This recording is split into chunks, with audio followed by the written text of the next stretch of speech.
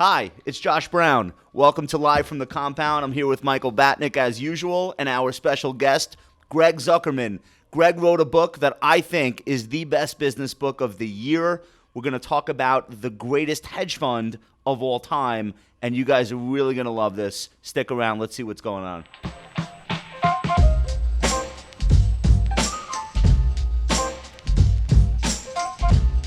Okay, first of all, Greg, thanks so much for coming in. Great to be here. Before we get into the book, which is amazing, just a little bit on your background quickly. You're Wall Street Journal. You've been writing about quants specifically and finance in general for how many years? I've been in the Journal 23 years. Okay. And that's longer than I thought. Yeah, no, and I'm a buy-side guy.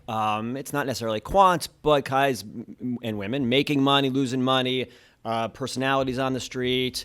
I kind of am a sports guy, so a lot of home runs and strikeouts, that's sort of my specialty. Okay, well, let me tell you something.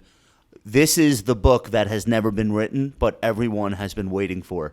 So you got, I think you said 400 interviews with employees, partners, ex-employees of arguably or maybe definitely the greatest hedge fund of all time, Renaissance Technologies, and specifically the story of how Jim Simons pulled over $100 billion out of the markets, which nothing else compares, right? Like Buffett, Soros, they don't even come close. In terms of returns, no one comes close. And in terms of personalities, they're kind of, you could argue, pioneers because they've got this approach to markets that's just very distinct from everybody else. And they pave the way for this quant revolution that everyone is sort of trying to understand and embrace today. Can we be specific in terms of returns? Like what were gross of fees? What did he do over this almost 30-year period? Right. So you got to remember he charges a lot, but before fees, 66% on average since 1988. Oh my God. It's ridiculous. It's preposterous. So one of the things among many that was interesting to me was it 5 and 40 that he charged or something hilariously ludicrous? 5 and 44. 5% management fee on the whole fund. Yeah.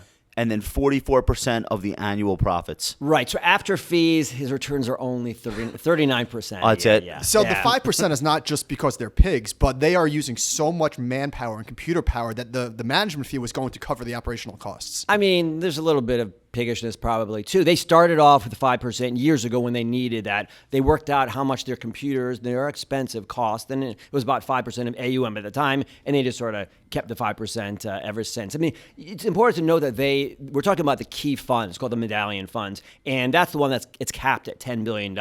So they've got other funds that do well, but not as well as this one. This is the key one that's been going on since 1980. And my understanding is it's almost all employee money at this point. They've sent back excess capital to investors over so long that there's nothing left. Yeah, there's no outside money. There may be some outside family money, but even friends are kind of disgruntled because over time Simons kicked them out of the fund too. Even people that kind of stuck with him at the beginning, there was a little bit of frustration that, hey, why are we getting kicked out? But they made a decision that anything above $10 billion, they can't make these crazy returns, so they had to kick people out. Okay, so let's get into the story of how they've been able to do this. So Jim Simons is essentially pursuing a career in mathematics. He gets involved with government work, doing code breaking. Is he at the NSA or where? It's a non-for-profit called the IDA in Princeton that reported up and helped the NSA. Okay, but then like on the side, he's kind of screwing around with stocks and he catches the bug. And then at some point he realizes the most fun he could have and the highest use of his skills is not government work or teaching.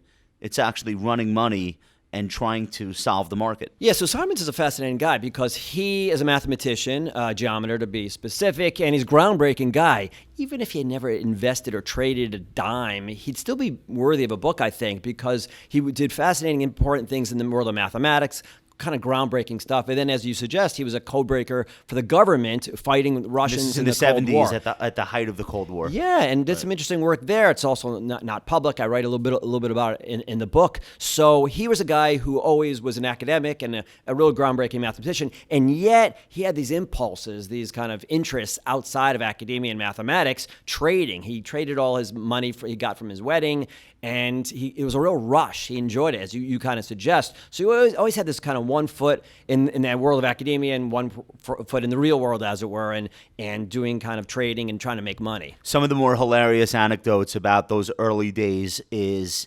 Simon's running to Merrill Lynch to like a human broker and not being satisfied with the speed with which he can operate or he can get information from them about what's going on. And it just reminds me of like everyone when they start trading. So I thought that was kind of fun to It's interesting to say that, because one of the things I found so surprising in my research is Simons is a lot more like you and I than you would think. You would think he's this quant and it's all scientific, and they have that approach and they are quants. But he also has to fight those instincts like you and I, seeing, a stock or gold going up or going down. Hey, shouldn't we be doing something? And there is a lesson there that you have to kind of fight those. Even Jim Simons has to fight those instincts. So that's what I was most surprised about. He's not like one of these people who is so mathematic that they can't relate to people. To me, as the founder of a firm, like so much of what he goes through is about managing people and recruiting talent. It's not just like figuring out these formulas. It's like hurting all of the people who are going to ultimately produce this astonishing track record. That was the biggest revelation to me, is that Simons was really more of like the architect and not necessarily the investor. Like, he relied a lot on Mercer and Brown to really spearhead the investment efforts.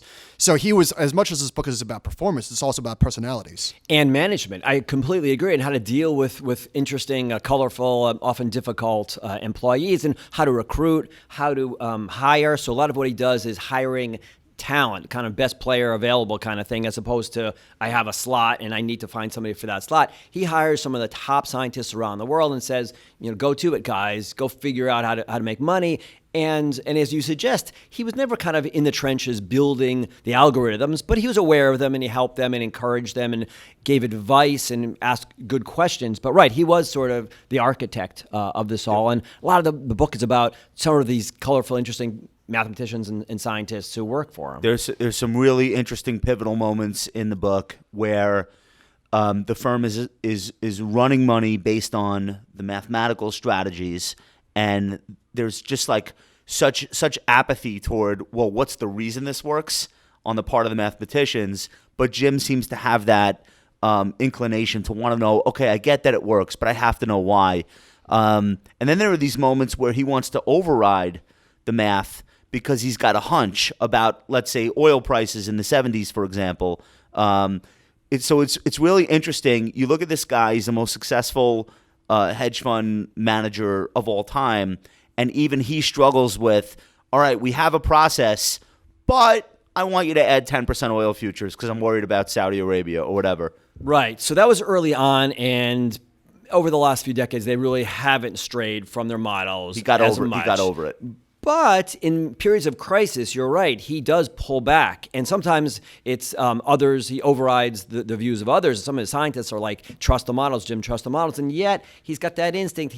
And sometimes it works and helps them. So he was able to do that within the fund. But with his personal money, sometimes he did trust his intuition. I don't want to give any spoilers, but I thought that was just like mind-blowing. I totally agree. So, I'll get into it a little bit. Basically, this guy has built this quant powerhouse, the greatest money-making machine in financial history, and it's based on being a quant and algorithmic trading and the scientific approach. And yet, late last year, when we all remember the market was crashing, he's on vacation with his wife, and I write about it in the book, and he panics like you and I would panic, and he calls his wealth manager. December. Exactly. It's amazing. And he's like, shouldn't we be buying some protection here? And there's no one realized there's rich irony. Here's Jim Simons is panicking, or at least adjusting to the market. And the market bottomed the next day. Right. And his advisor luckily said, let's wait a little bit here. But it just shows like it's a lifelong. Imagine being Jim Simons' financial advisor. Yeah.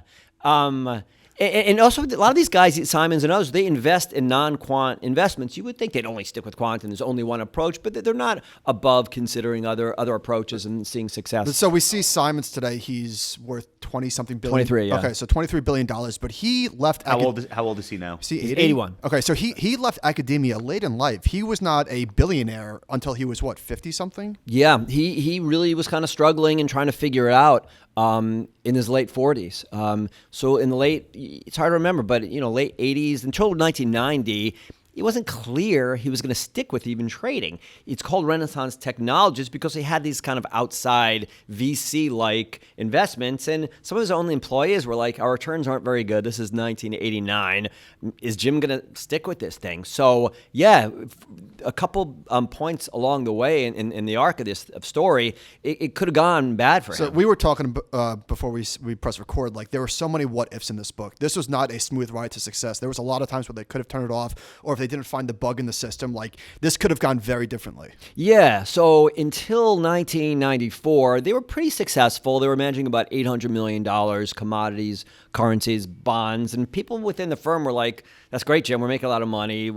That's enough for us. And Jim said, no, we got to figure out equities. We got to figure out stocks because you can't manage lots of money, billions of dollars, unless you're going to play in the stock market. They got too big for the commodity markets, and they had to figure out stocks to scale and meet his ambition. It was his ambition more than anything. He wanted to kind of change the world in some ways, use his make billions, and then use it to influence society to some extent. And they couldn't figure it out. And they hired different people, and they were super smart, and they had different approaches. They couldn't figure out equities. And you suggest if they hadn't, and that turning point was 1996, and that's Bob Mercer and that's Peter Brown, and they get a lot of credit for that, and Jim gives them the credit. If they hadn't been able to figure out equities, and there was a bug involved, as you say, and if they hadn't found the bug, they would have been known as kind of a good hedge fund like many other, but not the greatest of all time. The man who found the bug, the analyst, was almost axed previous to that David discovery. Magerman, yes, and almost axed later as well. Just an amazing story. So many things had to have fallen on the right side of the fence for the whole thing to have worked. Yeah. One of my favorite chapters is you kind of like give the reader the context of who the other investment industry giants were while Jim was putting this together. So if I say right now I'm a quant and I'm managing money based on formulas, people go, all right, that's great, you and everyone else. But in the 80s, 70s and 80s, you talk about guys like Soros and Druckenmiller who are doing incredibly big macro trades, not trading in and out, but like coming up with what's about to happen in the world and how to profit.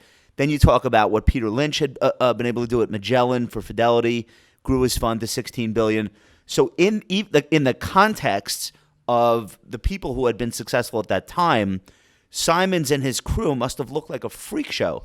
Yeah, they chose an unpopular approach to investing. If you remember at the time, even the early 90s, I mean, George Soros and Stanley Druckenmiller did the British pound bet, which was the greatest of all time at the time, in 1992. So in that early 90s period, you've got Soros, you've got Peter Lynch calling up companies, checking out, legs.